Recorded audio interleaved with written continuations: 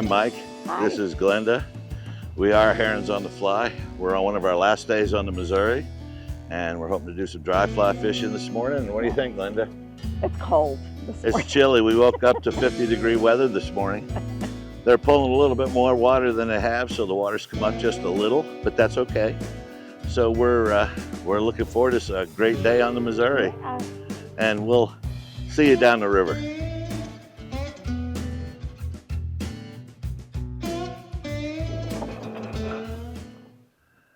I don't know, Glenda.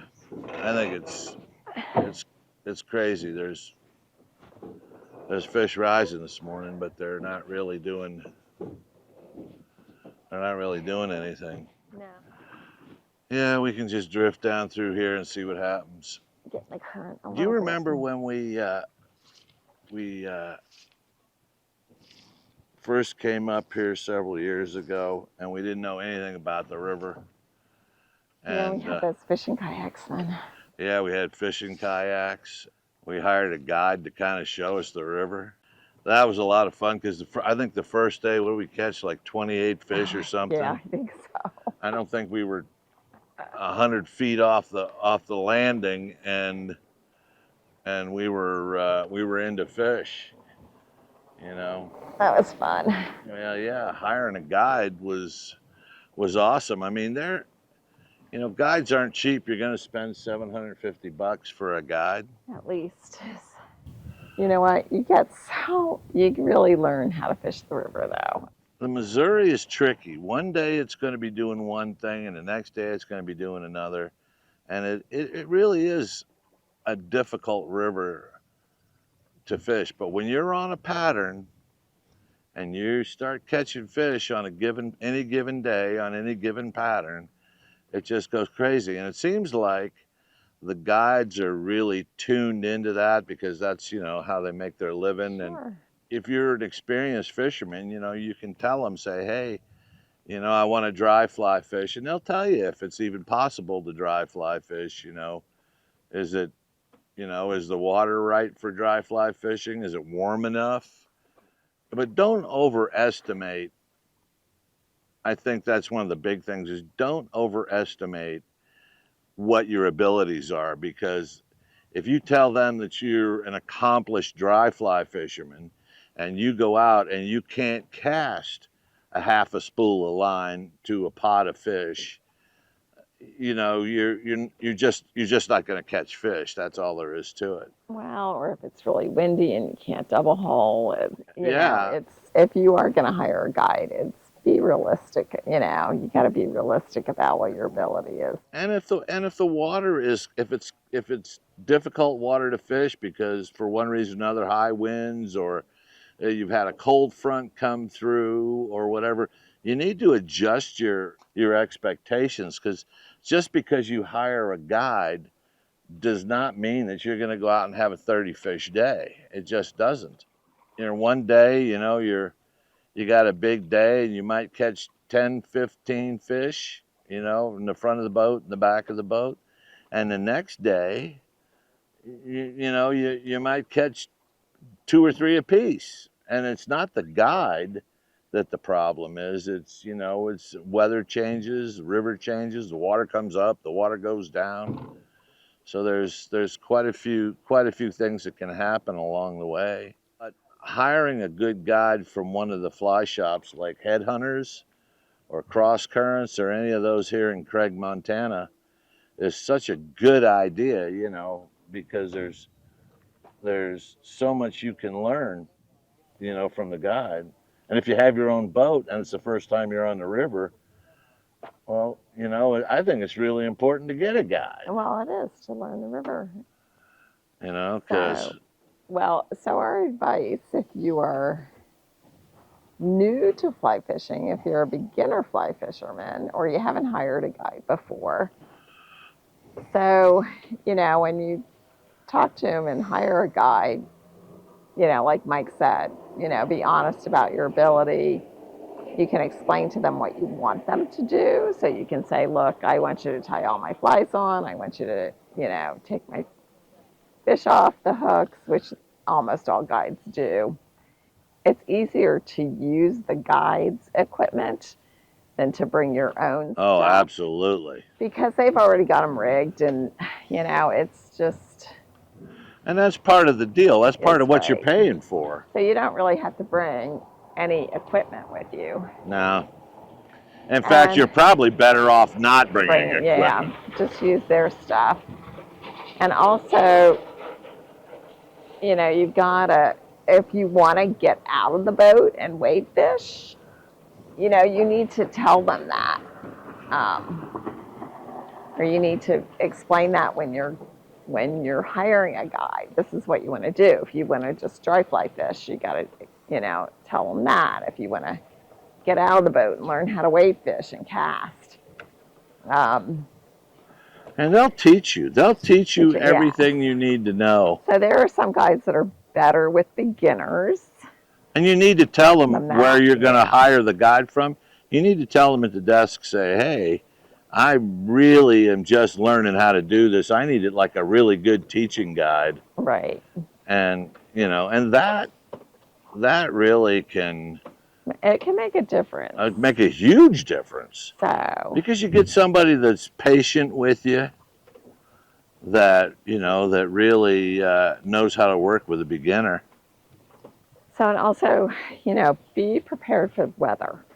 Oh, yeah. Bring rain gear. You've got to have a good raincoat. You've got to layer clothing. You've got to have a hat, and of course, obviously, sunglasses. So you kind of have to be prepared for anything, because even though the weather forecast looks great, anything can change at a drop of a Oh my hat. God, Montana! It could be sunny one minute, and over the mountain here comes a big black cloud, and the next thing you know, you're soaking wet. So, weather or clothing wise. Also, if you're going to wear your wading boots, you got to find out if you can wear them in somebody's boat. yeah, Because, especially if they have cleats. yeah, sometimes the guides, people don't want you in their boat with cleats on. So that's a good question to ask to make sure you have proper footwear. Yeah. Sunscreen, bug spray. And if you have a medical condition that the guide needs to be aware of, you need to tell him that to begin with. Yes. Yes. Let him know. What kind of shape you're in. Can you do this? Can you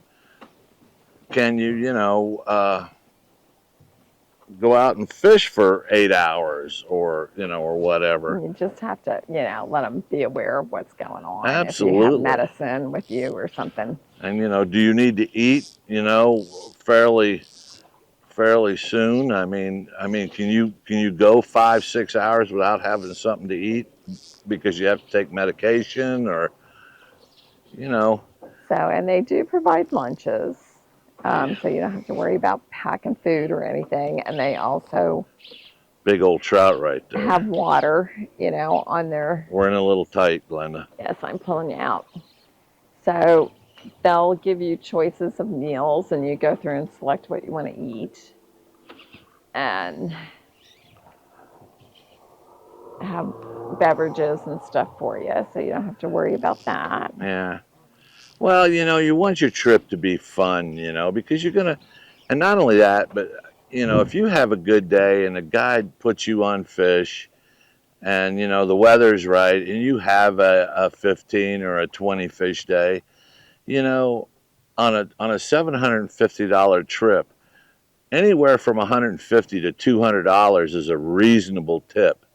If you have a really good guide that you enjoyed spending the day with, tip him a little bit more. If you have a guide that. There's a riser out the right side. But just be nice, have a good time, set reasonable expectations, and fish. Fish hard. So if you cannot swim, you need to let them know that as well. Oh, absolutely. There are, by law, they're supposed to have life jackets in the boat for every person in the boat. Yeah, if you need to wear one, don't be ashamed to put one on. I mean, Right. You never know. And there are some rivers like the Green River where you're required to wear a life vest the entire time you're in the boat or through certain sections. So, Even so that's kind of our overview of hiring a guide and yeah, and what we've learned from hiring. We've hired guides to take us wade fishing in Colorado. So we've, done wade fishing trips with guides. We've and hired that's a guides. lot of fun too. Yeah, that is a lot of fun. You can get on some private water if you want to fish private water. You can do things like that. But private water is always more money. It's always like an extra $50 to $100 to fish private water. Because you're paying a rod fee to get on the water. Yeah. To get on the plus the guide. ranch or whatever. So, but if you're going to new water that you haven't fished before, or you want to just have a great day on the water and have a great experience, it's worth it to hire a guide. And you can stay at lodges. Slide an anchor in. That have, you can stay at lodges and that have guide services and chefs and. Oh, the chef part would be nice, wouldn't it? Yeah, I'm the chef. So a lot of different ways to hire guides and what you want to do and what you want to learn. Oh, absolutely. But don't be ashamed or afraid to ask for some help or to teach you how to cast better, or if you need something along those lines, they'll work with you. They'll help you. That's part of the reason why you get a guide. Yep. Or you can do what I really recommend is watch our videos, and we'll do our best to teach you new stuff as we go. Oh, there's one that came up. Yeah, there's one right over there that's been coming up. I get him to bite. Come on, you. So if you ever want to fish the Green River, our buddy Michael Heathcock is a fabulous guy. Yeah, he's out of Dutch John's Fly Shop. Yeah, so we highly recommend him. He's awesome. And anybody here, really nice guy. Yeah. Very knowledgeable. Anybody in Craig or Ennis, those guides are excellent guides as well. It would be cute to catch a little one there. Well, it's cute though. Look at that. There are baby trout in here. Look at that. There are babies. Little rainbow. Little baby rainbow. Well, it's been a tough day on the Missouri, to say the least. We've been dry fly fishing and we haven't had any takes. We did hang a couple of small ones, but yeah, we've never seen that before. They're like this big, like little babies. But they're trout. But that's the Missouri River. She'll give it up one day and the next day she won't. So yeah. We've been watching the guides nymph fishing and they're catching some fish. But this time of year, it's hard for me to nymph fish. Well, there's so much grass and it's like you're constantly cleaning your flies off. So we're kind of stuck on dry flies, I guess. Yeah. Well, anyway, we hope you've enjoyed fishing with us on the Missouri this summer. Yes, and we hope our tips about hiring a guide are helpful.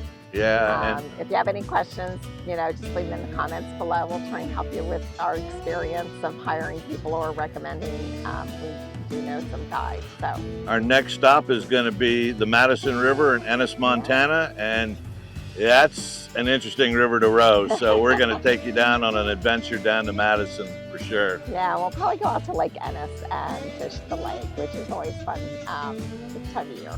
Yep. Well, if you enjoyed this video, please like, share, and subscribe. And if you think about it, buy us a coffee because I'm wore out and I could use a coffee.